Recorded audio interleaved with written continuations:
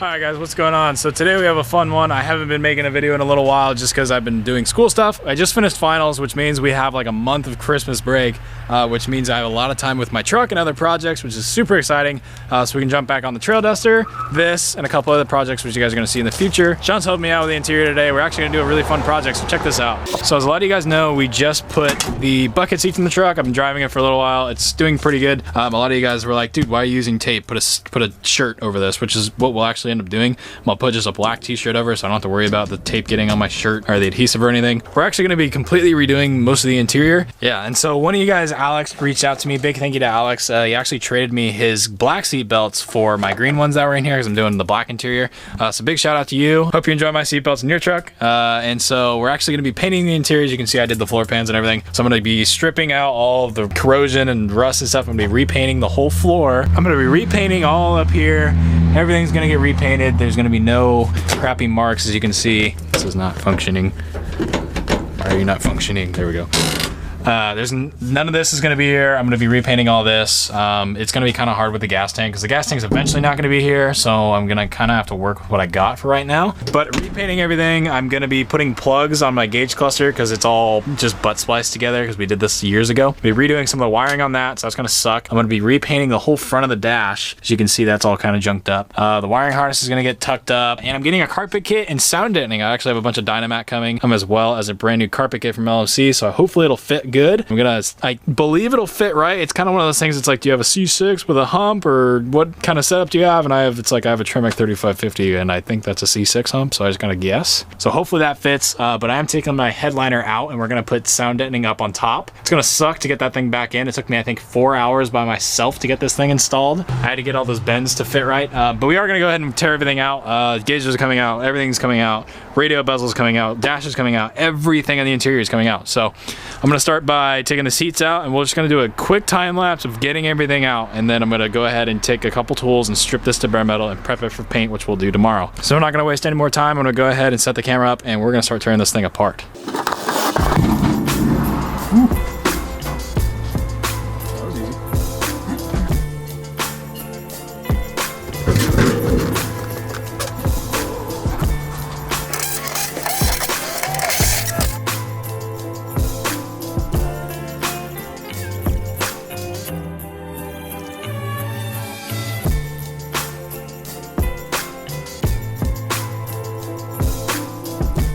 Alright, you guys want to see the wiring that a 16-year-old does? Check this out. Oh yeah, so right there you can see there's our common ground, if you even want to call it that. It's literally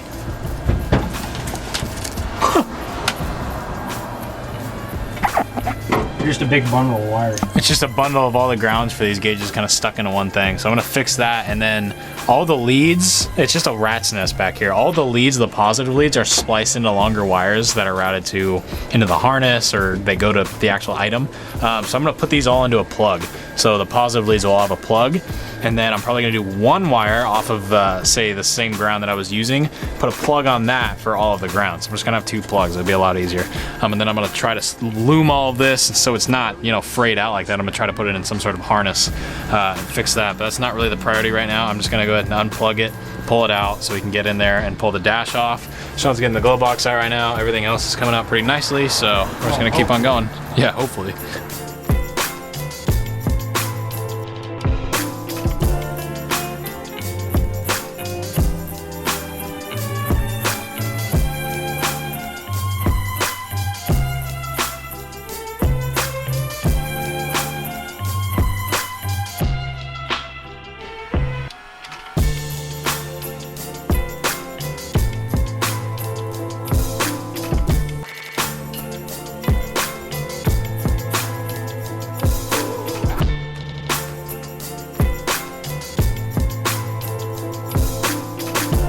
I haven't taken this headliner out in 3 years since I put it in. And I know how hard it was to put in, and I know how hard it's gonna be not only to get out without breaking it, I know how much of a pain in the butt it's gonna be to put back in, if I decide to put it back in. It's literally been in there for so long, there's nothing holding it in, it's just stuck there. There's just one screw, but I'm leaving it in there purposely.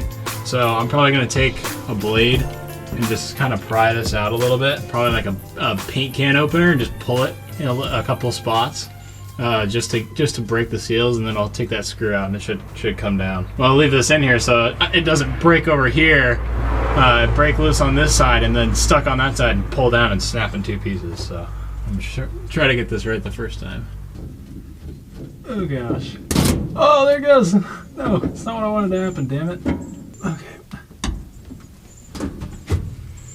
Yeah. Okay, it's coming out.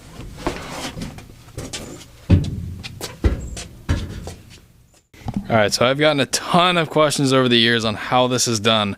So I'm gonna explain this now for you guys that are curious. So here's a regular trim. You see that holds the headliner up. I went ahead and painted that. You can see it was the original white, but getting this thing installed by yourself when you're a young kid is really, really difficult. So I scratched the crap out of it. I'm hoping I won't do that again. But the actual headliner is actually, I wonder if I can find it. Underneath here somewhere is actually, there it is right there. You can actually see it says Dennis Carpenter right there.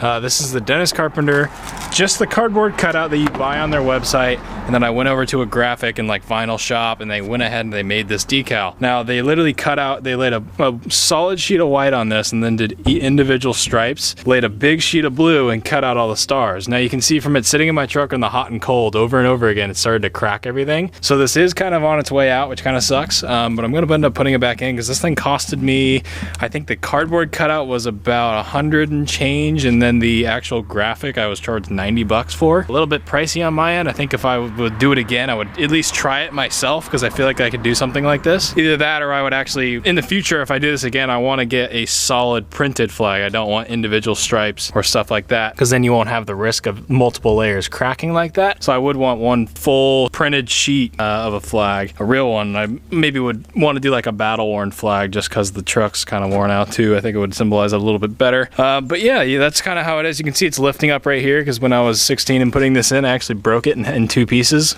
trying to bend the roof line right there. I ended up snapping it, so I had to put some tape there. It's really hard to notice when it's in the truck, but it just kind of bugs me. So I'm gonna end up putting this back in later on. But the reason I'm taking this out is because I actually am gonna be dynamatting the entire roof. So I'm gonna put dynamite in this entire these two spots, and I probably will end up painting up there too while I'm there. So you can see the entire interior is torn apart now. I just gotta take the door panels off, but to be honest, I'm not really gonna worry about the doors. The doors are not getting dynamited because I'm changing these doors eventually. I do not want to waste dynamite if I'm just taking the doors off anyways. This door is the original door to the truck, which you can see is all smashed up. The reason this is smashed, if I haven't addressed this before, is before I bought my truck, the previous owner of my truck, this truck was completely beaten and abused like horribly. The whole front end was smashed, and both doors and both fenders were destroyed. So I kind of get the vibe that someone went backwards through a gate or something, and a gate pulled both doors forward or something like that, or maybe some sort of like a truck hit it, or I don't even know, but both sides were like this. So this fender actually pulled all the way forward and hyperextended, and it smashed this fender. So as you can see, this is not the original fender. This is a 2-tone fender that I painted, and you can see I painted it right there because it was a yellow 2-tone right there. From a different truck, this grill is not the original grill. It's a different grill I got, different grill inserts, different bumper, and different front valence. It's not the original front valence. This fender is off of a different truck that I got off of Craigslist. I found that fender. This door is off of a different truck, which is why it does not match. A lot of people ask me, why is it the different color white? Because I spray painted it somewhat Wimbledon right here, trying to match it, but I started doing body work in a couple different areas trying to match these 3 panels, and I just stopped in the middle of it and I never finished. So the only thing original to this truck right now is the driver door, the cab, and the bed, and the hood. That's it. Literally, I've changed these emblems are different. So everything on this truck has been changed. You just really wouldn't notice. I purposely did that in the attempt to keep the patina look, or the original color, but I haven't actually changed everything, and I haven't blended everything in yet. I still need to make this door match. I really want to find a parts truck with nice patina that's Wimbledon white, so I can take the fenders and the doors off of that truck, so my hood's fine and I think my bed's okay. And as you can see, that one video that I did a long time ago, this thing used to have a green tailgate, and I actually got this tailgate in a trade. I got completely ripped off. I had to pay $200 and give him my old green tailgate, but that's why this tailgate matches so well, is because it was off a Wimbledon white truck. That was not the original original tailgate either. So a lot of things have been changed on this truck, which is why I'm not so bent on keeping everything so original. Like this thing was a sports custom with green interior. It was horrendously ugly in my own opinion. So I'm changing it to the black. So we are painting the interior, and I am painting it as an original Wimbledon white. So the only thing that I'm gonna probably be doing that I don't want to do is spray painting it all, just temporarily. I mean, I can always go back in the future with a spray gun, but I don't have a spray gun. I've never sprayed anything before, and I'd like to just make it look good. I know I'm pretty decent with a rattle can, so I can make it look decent. And I know spray paint will definitely look better than what it is now, and it'll be able to fix up all these chips and nicks in the dash. So I'm gonna go ahead and get that done. So pretty much now, what's gonna go on is I need to take the switches out of the dash and possibly the ignition if I can get it out. And I'll pretty much take a special tool, which I'll show you guys in a second. I'm gonna strip most of the, pretty much the entire floor to bare metal, and pretty much prep everything. I'm gonna be doing a lot of prep. It's gonna take me a few hours to prep everything. I'm doing the dash and everything. And I'm not gonna be able to get in the very, very back corners of the dash just because my tool won't reach, and I'm not really, you're not gonna see it because of the dash pad. The reason I took the dash pad off is because I did not want a line here. I'd rather it be somewhere up here where you won't be able to see it because of the dash. So I am going to start prepping everything. So I have a lot of work to do, getting stuff out of the dash a little bit more, tucking some wires back and masking stuff off and sanding and prepping. I still have to make sure that the trim piece fits here. I need to cut out a section on that side. There's a spot weld that broke on that side I need to re-weld. There's a lot of stuff that needs to go on, so I'm going to go ahead and probably time lapse a little bit more and catch up with you guys when I'm at a better spot. All right, this was kind of difficult for me, so I'm gonna try to show you guys just in case you don't know. So getting the actual lock cylinder out is kind of a pain. These ones, I just simply, it's got like it's got like a little hole slot on each side, and I just kind of use these and stuck them in there and loosened it because they're typically not that tight. But for this guy, you can't really do that. It's a weird shape. So what you got to do is put the key in it, turn it over to an accessory. Take like a paper clip that fits pretty well in the little pinhole. You can see there's a tiny pinhole right there. Press that in. You'll feel a little spring-loaded thing. And then I believe if I push that right, I should be able to turn this past there. There you go. And from there, I can just pull this guy straight out. I can get it out. There it goes. So then there's our lock cylinder, which you want to put in a safe place. Keep in mind of how this thing goes in. So I'll probably put a piece of tape on that, leave the key in it, set it aside. And then this guy, we pretty much just have to wiggle it back and forth a few times, which I have it plugged in currently, so I need to unplug it first. There we go. You can leave it plugged in, just kind of gotta wiggle it around a little bit, twist it around a couple times, just to try to get the face of this ring outwards so you can grab it with your hands and actually loosen it. As you can see, it's starting to loosen up there. Loosen it, there we go.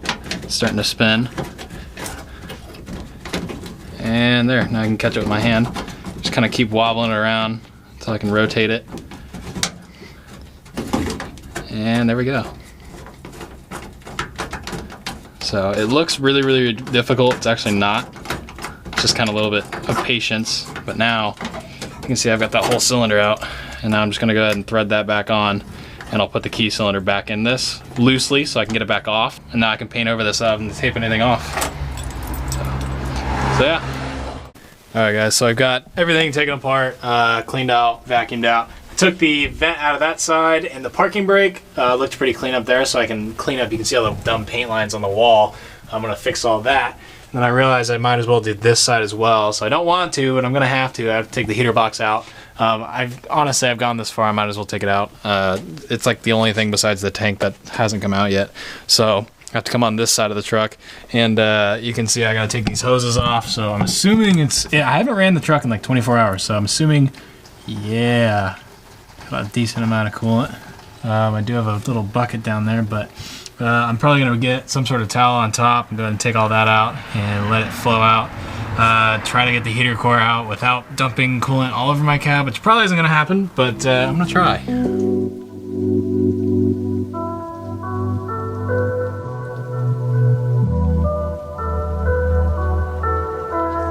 I just wanna go back.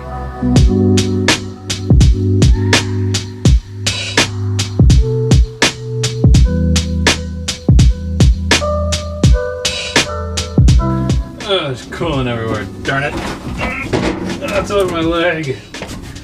My leg. Okay, so I labeled these top and bottom so I know which one goes where. Take those off.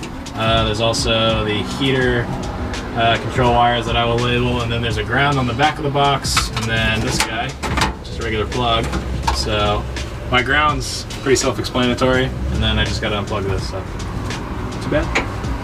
All right, so this is actually, hopefully, gonna be the key to sanding the floor and actually getting everything prepped quickly and efficiently. So this is the Contour SET tool from Eastwood. This is not like sponsored or anything. I just really wanted to try this out. But I've seen a lot of positive things on different YouTube channels as well as their website. I mean, I've just seen a lot of positive things about this tool. It was a pretty pricey tool. You're looking at over $200 for this tool. However, it is honestly worth it because unlike an angle grinder or a flap disc or a wire wheel, those put pits and lines in the metal. This has a abrasive tool, that a drum that spins instead of horizontally or elliptically or whatever you want to call it. This one will go forwards, so it'll actually drag and pull. So you'll have straight lines coming towards you instead of a bunch of swirls, which is kind of nice. As you can see, it's on a drum, not a flat disc. So it'll be nice and easy to go ahead and just lay this, use the weight of the tool, and just drag it backwards. It comes with one wheel. I can't remember what the specs are on it, and I went ahead and I bought another one. So I'm assuming with those two, I can get most of this stripped. And then anything that's tight, I have a little, DA that I'm just gonna go over like 320, maybe a little bit of palm sanding here and there. But it should work out pretty well. I'm excited to try this thing. I literally bought this tool to do the floor on this, so I'm hoping this works as well as I want it to. But yeah, we're gonna try this out and see how it works.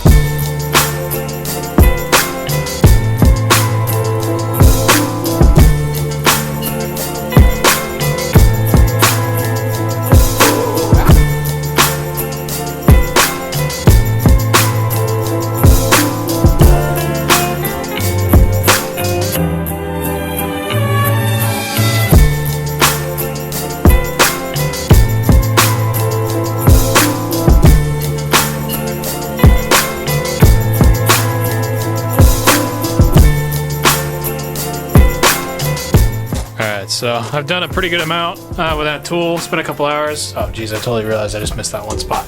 But this is literally just with the contour tool. I've done nothing else. It comes with, I found out this is a 150 grit roller.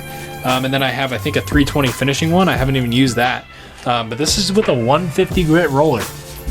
It's literally like perfectly smooth. Like it does not, it looks like it's got a bunch of lines in it, probably on camera, but it's actually like glass smooth, which is really cool. So you're actually probably good to spray some sort of primer on this and then sand it from there. It is the floor, so I'm not getting like crazy in detail. Like I'm missing a couple little spots that I need to go back and check, but I'm not getting all the crevices because you're not gonna see them. That's getting a carpet. So the carpet kit's gonna go on top of all this. So I just wanted to spray paint everything so it actually looks a little nicer. I am getting ready to start doing the dash. I tested it on the dash, but I just did a quick little spot just to kind of look at it. But I think I'm gonna do everything else, including the back and the roof and everything else. I probably won't even really do much prep here. I'll probably just lightly go over it and then spray it. I'm doing the rest probably with the DA and just literally with my hand, which is gonna suck. Like I can't even get a DA in these spots, so I'm gonna have to do all this by hand. So I'm gonna do a lot of that later. But I'd say pretty good progress so far. I probably will cut the video off now just because it's gonna be a lot of tedious work going on here from now, so I don't want to bore you guys with me just sanding the entire time. So I'll most likely come back. I don't think I'm going to be able to paint it tonight because it's starting to get dark already. Look at that, it's not even 5 o'clock yet. Woo, daylight savings. So I'm probably not going to be able to paint it tonight. I'll probably have to wait for tomorrow in the middle of the day when it's actually warmer out. Otherwise the paint will not stick to colder metal. Nah, the metal's already cold, so I will not get lucky enough to even spray a primer. So I gotta wait. But yeah, regardless, I am going to spend the rest of the afternoon going ahead and actually prepping the entire cab for paint. It'll be ready for paint tonight, so tomorrow morning I can come out here, wait for the cab to warm up, do a couple little tiny final touches, and then I can go ahead and spray some color on this thing.